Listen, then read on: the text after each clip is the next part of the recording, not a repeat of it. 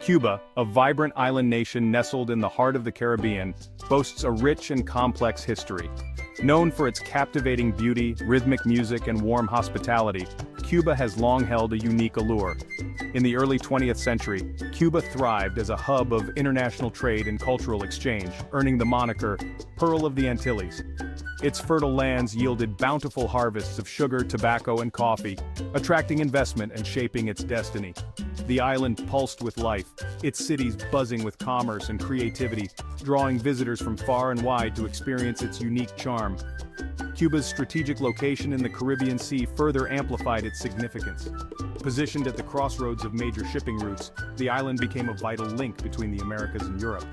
Its bustling ports welcomed ships laden with goods and travelers, fostering economic prosperity and cultural exchange.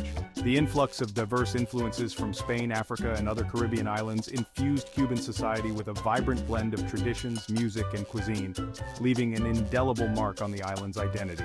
However, beneath the veneer of prosperity lay a complex web of social and economic disparities. While a privileged elite enjoyed the fruits of Cuba's success, a significant portion of the population, including Afro-Cubans and rural communities, faced poverty, limited opportunities, and social exclusion. This stark contrast between opulence and hardship sowed the seeds of discontent, setting the stage for the dramatic transformations that would come to define Cuba's future.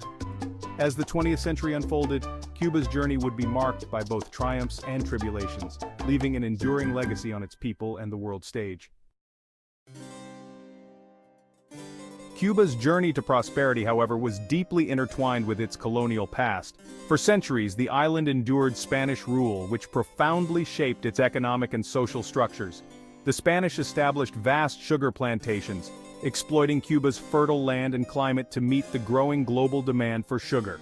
This lucrative industry fueled economic growth but came at a heavy price, leaving an enduring legacy of inequality and dependence.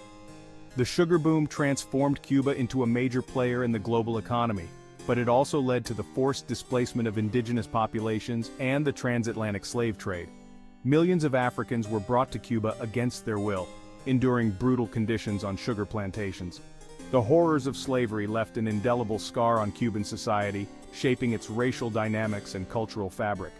The wealth generated from sugar flowed primarily to the Spanish elite and a small class of Cuban landowners, while the majority of the population, including enslaved Africans and their descendants, toiled in poverty. The legacy of colonialism cast a long shadow over Cuba.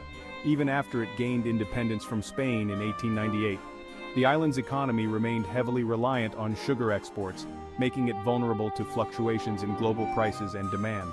Moreover, the deep-seated inequalities and social divisions sown during the colonial era persisted, fueling social unrest and political instability.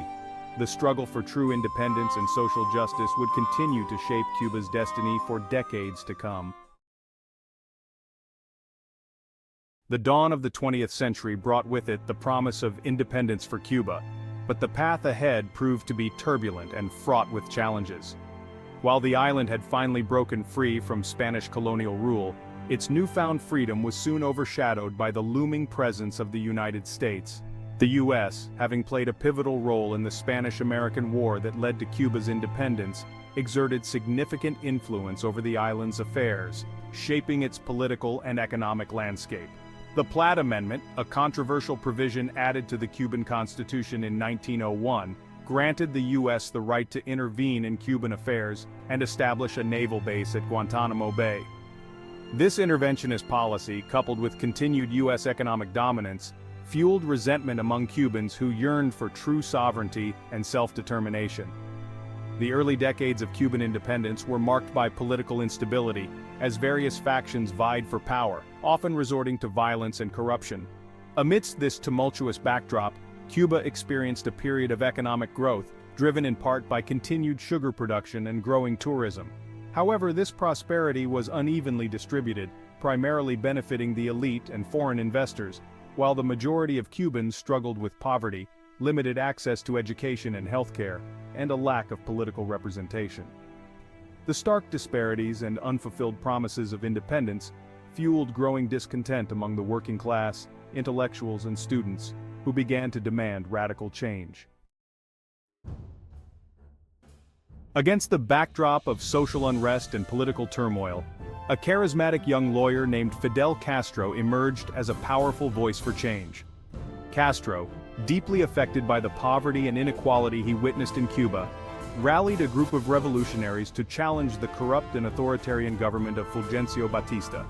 On July 26, 1953, Castro and his followers launched a daring attack on the Moncada barracks in Santiago de Cuba, marking the beginning of the Cuban Revolution. Although the attack was unsuccessful, it ignited a revolutionary spirit among the Cuban people, who were increasingly disillusioned with Batista's repressive regime. Castro, along with his brother Raúl and the legendary Argentine revolutionary Ernesto Che Guevara, continued to mobilize support, waging a guerrilla war from the Sierra Maestra Mountains. The revolutionaries' message of social justice, land reform, and national sovereignty resonated deeply with the Cuban people, who provided them with shelter, supplies, and crucial information. After years of struggle, the revolution triumphed in 1959, forcing Batista to flee the country.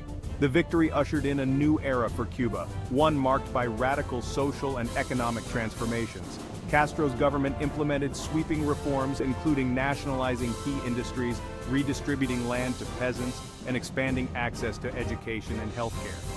These changes, while aimed at addressing historical inequalities, also led to a dramatic shift in Cuba's political and economic landscape, setting the stage for a new chapter in its complex relationship with the United States.